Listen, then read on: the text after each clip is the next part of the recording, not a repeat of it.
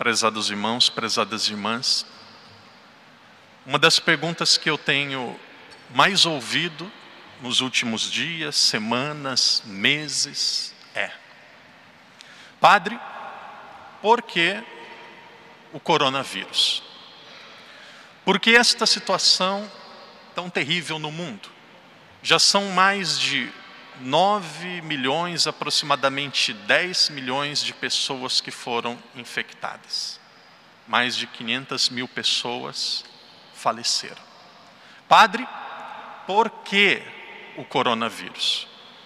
A pergunta que nós devemos fazer não é por que o coronavírus. Um dia os cientistas, as autoridades sérias, legitimamente constituídas, ou quem sabe até Deus, se aqui na Terra não tivermos a resposta, nos falará. A pergunta que nós devemos fazer é: para que o coronavírus? Para que o coronavírus? E eu penso que a resposta é muito simples. A humanidade precisa voltar a ser aquilo que ela foi criada para ser.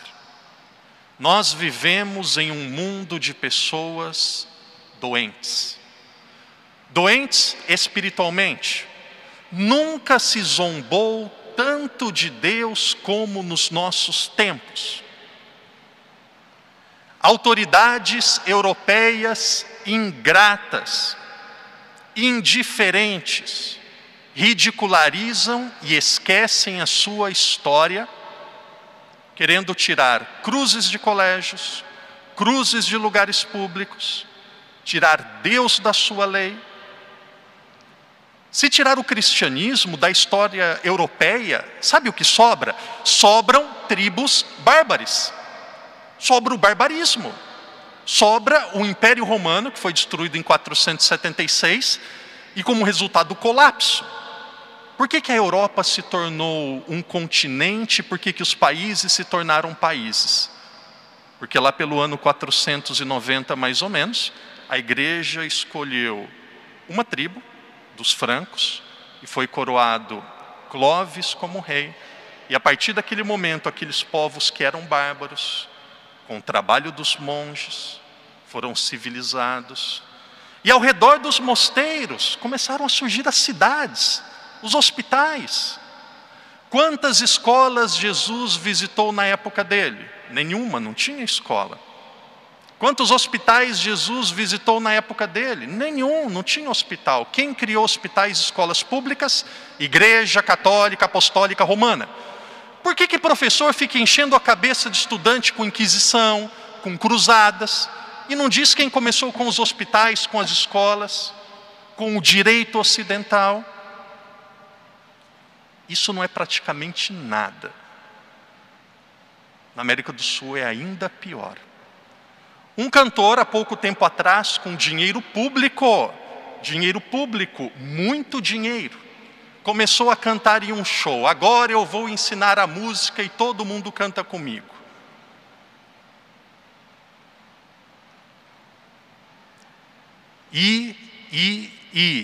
Jesus é travesti. Todo mundo canta comigo. Jesus é travesti. E aí depois criaram, perdão pelo nome que eu vou usar, eu estou usando aquilo que aconteceu e eu não estou tirando palavras da minha boca. No Brasil existe algo criado pelos protestantes. Temos católicos, a Corpus Christi. Os protestantes têm algo chamado Marcha para Jesus. Bonito.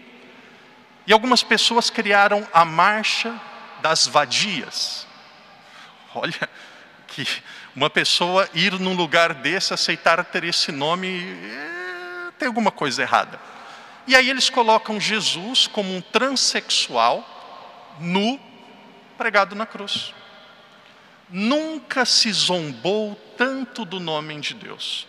No mundo todo, uma das coisas que mais cresce é a igreja de Satanás. Olha, não ter fé, ser ateu, é uma opção. A pessoa pode ser que ela teve uma dificuldade com um padre, com uma freira, com um leigo. Pode ser que foi para a universidade, começou a estudar e a igreja não deu resposta para as questões dela. Existem muitos ateus que são santos, têm um coração bom, são mais caridosos do que a gente, tem pessoas que são exemplares. Mas uma pessoa ser satânica, sabe o que significa ser satânico? Para acreditar em Satanás tem que acreditar em Deus. Então a pessoa, ela acredita em Deus, ela acredita em Satanás e ela fala, minha opção é Satanás. O mundo está doente, espiritualmente. O mundo está doente mentalmente, psicologicamente. Nós nunca tivemos na história tantas possibilidades de sermos felizes como nós temos agora. Muita, muita. Sabe o que é uma das coisas que mais dói no ser humano? A saudade. Você já sentiu saudades de alguém? Saudade dói. Esses dias eu estava conversando com um padre junto comigo, que mora comigo, e eu perguntava, padre, quando o senhor começou a missão nas Filipinas, como que era? E ele dizia assim, era muito difícil, eu tinha saudades da minha mãe, a minha mãe tinha ficado doente. E eu mandava uma carta das Filipinas para a Argentina, demorava 1 mês para chegar na Argentina. Minha mãe escrevia rapidinho, em 1 dia, depois demorava mais 1 mês para chegar, 2 meses. Quando a carta chegava, a notícia já estava mais velha do que tudo. Olha, hoje você pode conversar com qualquer pessoa do mundo, não só conversar, você pode ver. Padre, a minha vida está muito corrida, coloca os pratos, talheres e uma máquina de lavar louça, está lavado. Padre, eu não tenho tanto tempo, eu não gosto de lavar roupa, não levo jeito. Coloca na máquina, está lavado. Padre, a vida é tão corrida, pega um voo, vai para Portugal. Mas as pessoas começaram a ficar doentes, porque as pessoas começaram a ficar egoístas, começaram a pensar apenas em si mesmo. Aos poucos, as famílias perderam o F, o A e o M. As famílias se tornaram ilhas. Porque o pai ama muito o filho e ama muito, deu o computadorzinho no quarto do filho, colocou a TV no quarto do filho. Tem alguns que colocaram até um frigobar, um pequeno freezer. Colocou tudo. Deu um telemóvel. Uma criança de 7, 8 anos de idade precisa de celular, gente. Uma criança de 10 anos de idade precisa de celular. Padre, precisa para brincar. Então tira o YouTube. Tira coisas que pode atrapalhar. Padre, mas já tem. Não devia ter tido. Então criou uma ilha. O filho tem a ilha dele, a mãe tem a ilha dela, o pai tem a ilha dele. Qual é a consequência? Doença. Nós vivemos doenças físicas, geradas pela pobreza. Graças a Deus, Macau é uma sociedade próspera, nós temos dinheiro. E o povo aqui também é muito caridoso, o povo é muito bom. Minha família ajudou mais de 50 famílias no Brasil com dinheiro de caridade daqui. E estão ajudando e dando. E aqui também muita coisa tem sendo feita. É um povo caridoso, é um povo bom. Mas tem muita gente passando dificuldades. Padre, onde que nós começamos a adoecer? Onde que nós começamos a errar? Nós precisamos entender o para quê, não o porquê do coronavírus. Segunda leitura de hoje nos fala que com o batismo nós fomos mergulhados na morte de Cristo para ressuscitar com Ele. O que significa esta sentença teológica? Parece que densa, mas não tão simples de ser entendida. Deus, Ele é tão bom, tão amoroso, que Ele criou o ser humano livre e correu um risco terrível de ser ignorado, de ser traído e das pessoas fazerem o mal. Deus criou o ser humano livre, mas com este risco de todo esse sofrimento que poderia vir depois da liberdade mal usada. E foi isso que aconteceu. O ser humano usou mal a liberdade, entrou o pecado, entrou a morte. Mas veja a bondade de Deus. Deus, ele não se conteve em deixar o ser humano perdido em si mesmo. Durante a história, Deus foi realizando algumas alianças com o ser humano. E a aliança mais bela aconteceu depois que o povo saiu escravo do Egito, e Deus dizia: pegue um animal sem mancha, um animal puro, prepare uma ceia para comer nas casas, nas famílias, com o sangue do animal. Faça uma aspersão na porta das casas para dizer: aqui mora alguém que tem fé em Deus, e celebre a ceia da Páscoa, da passagem da liberdade, do pecado, da condenação para a liberdade. E o ser humano voltou a pecar. Se você é pai, se você é mãe, quando o seu filho erra, o que você deve fazer? E aqui entra também para o esposo em relação à esposa, a esposa em relação ao esposo. Quando uma pessoa começa a errar muito, o que você precisa fazer? Bater palmas, dizer eu te amo é assim mesmo, deixa a natureza cuidar, vai mudar com o tempo. Ou se você ama, você corrige, você repreende, você é firme. Tem um livro no Brasil de um autor de descendência japonesa, um autor secular, que diz: quem ama, educa. Essa palavra, quem ama, educa. Essa palavra castigo, muitas vezes ela não é boa, e a palavra não é castigo. Mas quem ama, educa. E Deus queria educar o ser humano. Em um determinado momento da história, Deus se fez homem para realizar a perfeita e perpétua aliança entre Deus e o homem. E como que nós podemos participar desta aliança que foi feita entre Deus e o ser humano e é para sempre? Com o nosso batismo. Por vários motivos, nós não temos condições de mergulhar a pessoa na água. E aqui o importante não é o tanto de água que nós temos no batismo, mas que tenha água. Não importa se é no oceano, na lagoa, com o conta-gotas, ou na mão do padre, ou no objeto que se usa para o batismo. Mas veja o que acontece no momento do nosso batismo. O ser humano tem o pecado original, que é a consequência, não por nossa culpa, é a consequência da opção dos nossos ancestrais de se afastarem com Deus.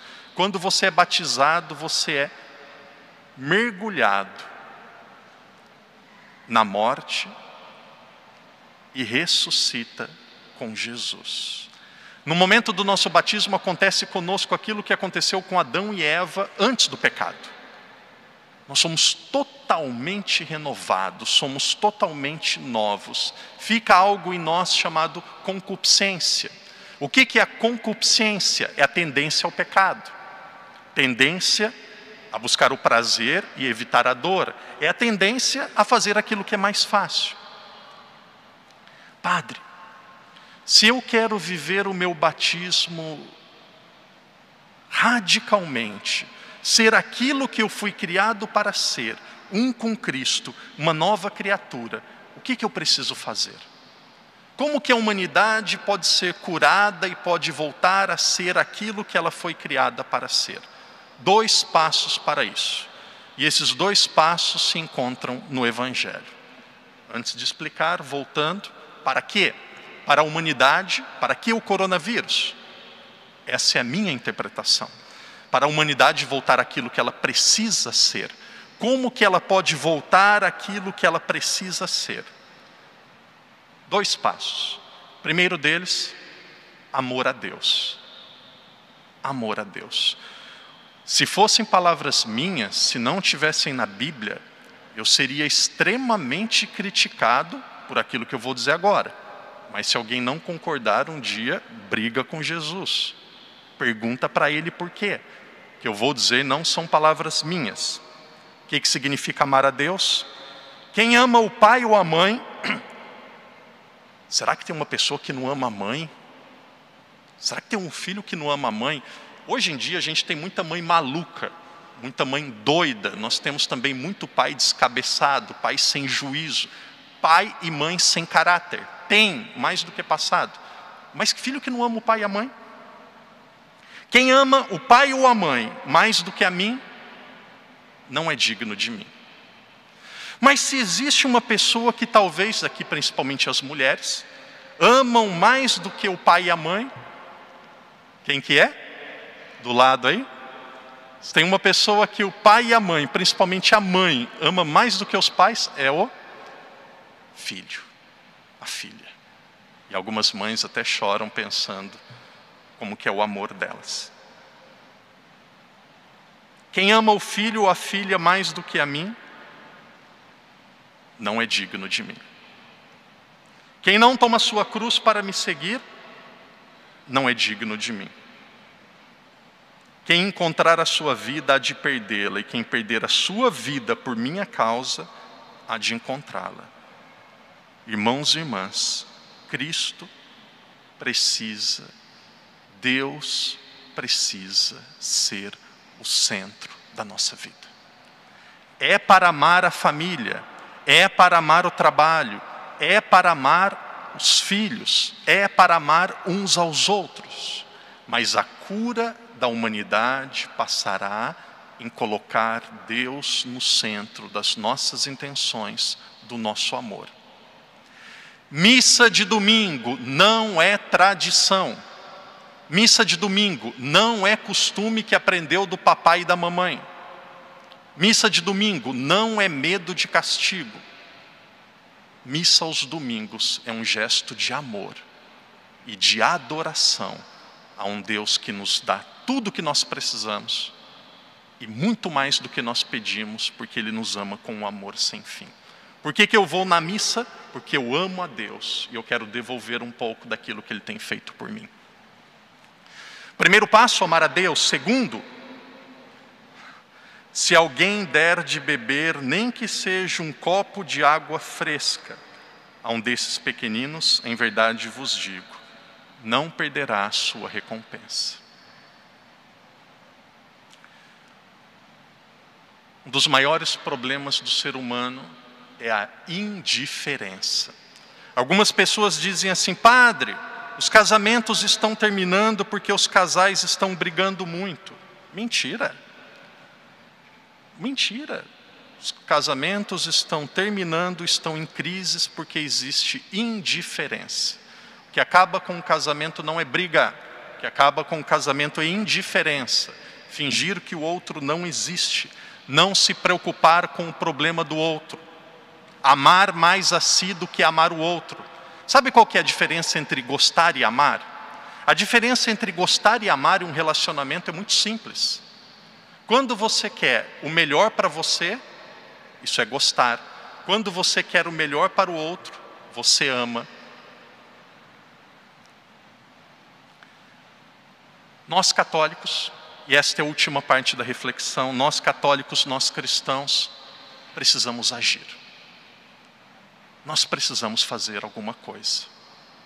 E eu vou dar 2 exemplos claros de ação que pode ser feita, que foi feita e que encantou o meu coração. Nesta semana em Macau, Escola Portuguesa, Cáritas, Casa de Portugal, os escuteiros, pode ser que eu esteja esquecendo algum nome, se eu estiver esquecendo, me desculpa. E nesses momentos, parênteses antes de eu continuar falando, nesses momentos de crises, nós encontramos 3 tipos de pessoas. A tropa de frente, os colaboradores e os indiferentes. 3 tipos de pessoas. Em Macau hoje tem muitas pessoas desempregadas, muitos filipinos desempregados, pessoas sem dinheiro, o cassino está fechando. Pessoas que têm que voltar para casa porque está desempregado, mas não tem dinheiro, não consegue voltar para casa. Tem gente em Macau que não tem o que comer, mais do que nunca. Então um grupo de pessoas extremamente ocupadas, não é grupo de aposentado e pessoas que não têm nada para fazer da vida, um grupo de pessoas profundamente ocupadas resolveram coletar alimento e dinheiro para dar para esses pobres. Graças a Deus foi dado muita coisa, mas foi muito pouco, muito pouco. Tem aqueles que tomaram a dianteira, organizaram, coordenaram, colocaram a mão na massa. Tem aqueles que colaboraram, tem aqueles que não ligaram. Cada um tem a sua forma de ajudar, essa não é a única. Talvez esteja ajudando de outra forma. Segundo exemplo, aconteceu no Brasil. Uma funcionária pública, ela não precisava trabalhar no período de coronavírus. Por quê? Porque o governo disse, fique em casa todo mundo. E ela tinha uma doméstica. E a diarista no Brasil, a doméstica, em muitos casos, ela recebe por dia. Ela trabalha, um exemplo, 200 patacas no fim do dia. Não trabalha, 0. E essa pessoa não precisava ir trabalhar, porque ela trabalhava para o governo. E ela continuou recebendo. E aí, rezando, ela tomou uma decisão. Ela falou para a diarista, olha, as coisas estão paradas, não é para sair de casa, você não venha mais trabalhar. E ela falou, pelo amor de Deus, deixa eu ir. Mas você não pode. Mas se eu não for, os meus filhos vão morrer de fome. E ela falou, você não vem e eu pago o seu salário. E aí zombaram dela. Você é maluca? A diarista não vem, não limpa a sua casa e você paga o seu salário. Você paga o salário dela. Você está doida? Se ela trabalha, ela ganha. Se ela não trabalha, ela não ganha. E essa pessoa disse, eu não trabalho e eu ganho, por que ela que não trabalha não pode ganhar? A lógica cristã não pode ser a mesma da lógica do mundo. Se você continuar com essa mentalidade que ela não trabalha, e se você estiver desse lado, achando que ela não trabalha e ela não ganha, você está doente. Doente de fé, doente de coração. Que Deus nos ajude, que estas palavras toquem o nosso coração e nos ajude, como membros desta humanidade que está doente, ser curada, renascer e voltar a ser aquilo que nós somos criados para ser.